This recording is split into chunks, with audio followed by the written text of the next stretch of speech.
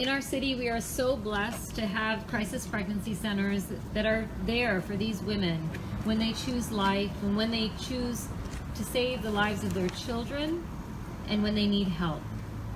Next, we have Marlene from Project Hope. She's going to speak to us a little bit, share a little bit of her testimony. Thank you so much.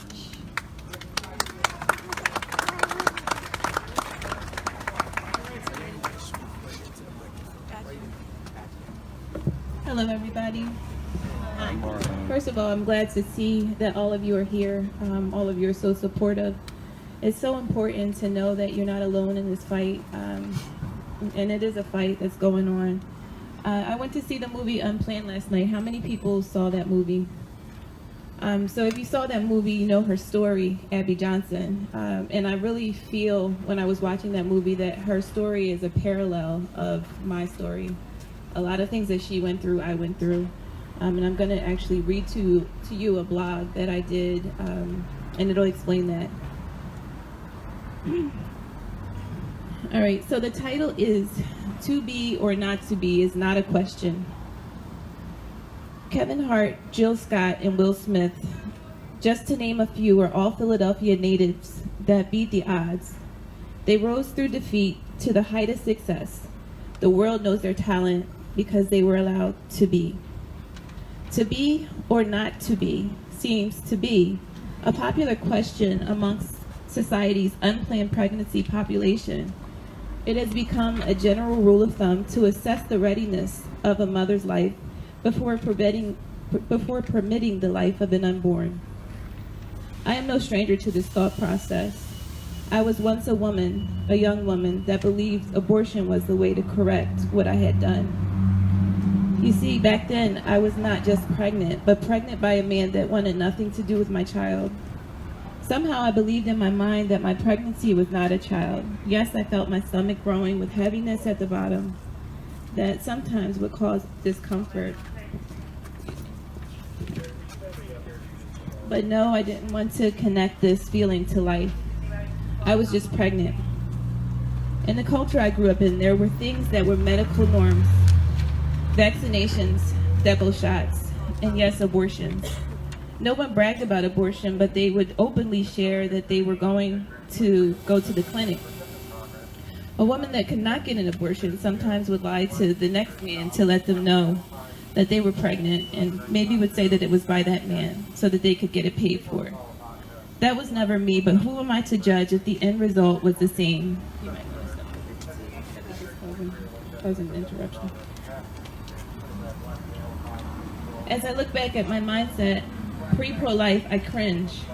I was in full belief of a lie that extinguished 25,000 lives per day last year. I wasn't aware of the reality that life begins at conception. As an adolescent, I paid attention in health class. I saw the sperm swimming for the egg, and finally, out of 600 million sperm, one of these reaches a mature egg. 1 out of millions should indicate a miracle. It is the life of the beginning of all of our lives. Life surely starts there. In my obliviousness, I had 2 abortions. I also raised 2 children as a single parent. The struggles of single parenthood that I encountered made me cleave to God. I sought Him for wisdom, understanding, and hope. I grew so close to God that I began to fast spiritually and prayed constantly. During this time, God spoke to me often.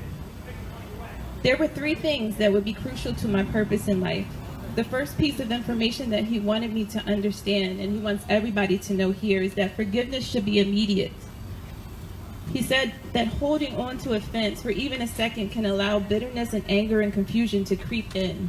It is important for us to understand that forgiveness is always for us. It's not for the offender. The second thing that God placed in my spirit was the understanding of heaven. I was given a book that I'm certain was not by coincidence. The book was called Heaven is for Real. I'm sure that you guys have seen the movie. I believed in heaven prior to reading this book, but it expanded my curiosity. I wanted to know more. I began to read tons and tons of books and scriptures. I watched videos about near-death experiences, and everyone had the same account of heaven. Like the Bible said, we will have glorified bodies when we transition. There will be no pain or worry. Heaven will be more beautiful than ever imaginable. Upon entering heaven, we will be greeted by those that passed before us.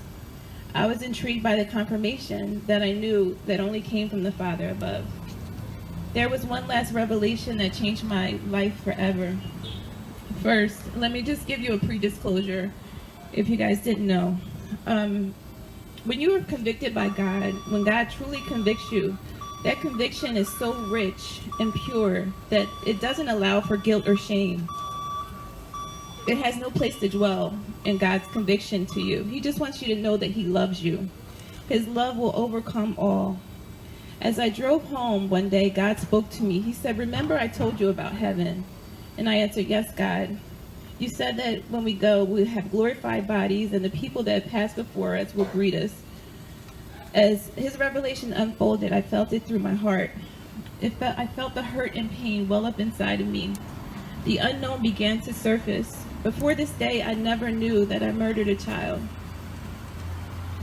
But on this day, I knew full well. God made it so plain to me at that moment.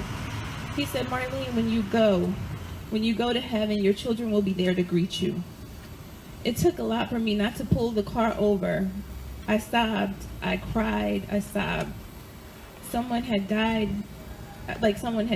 because two people did. I wasn't sobbing over their death, but at the agape love and forgiveness of Jesus and my unborn children. In my mind, I pieced together that the purity of an unborn soul is just as divine as Christ. It is undefiled. They forgive because they have not learned to live in unforgiveness. They weren't given the opportunity to be. A short time after my revelation with God about abortion, I was offered a position at the Hope Pregnancy Center. As director of the center, I searched for innovative ways to educate the community about the importance of abstinence, purity, healing, and the sanctity of life. All my ignorance now transformed into wisdom to pass along to others with the spirit of truth. My life is dedicated to the preborn, my unborn that never had a name, but had a purpose before they entered my womb. Jeremiah 1:5.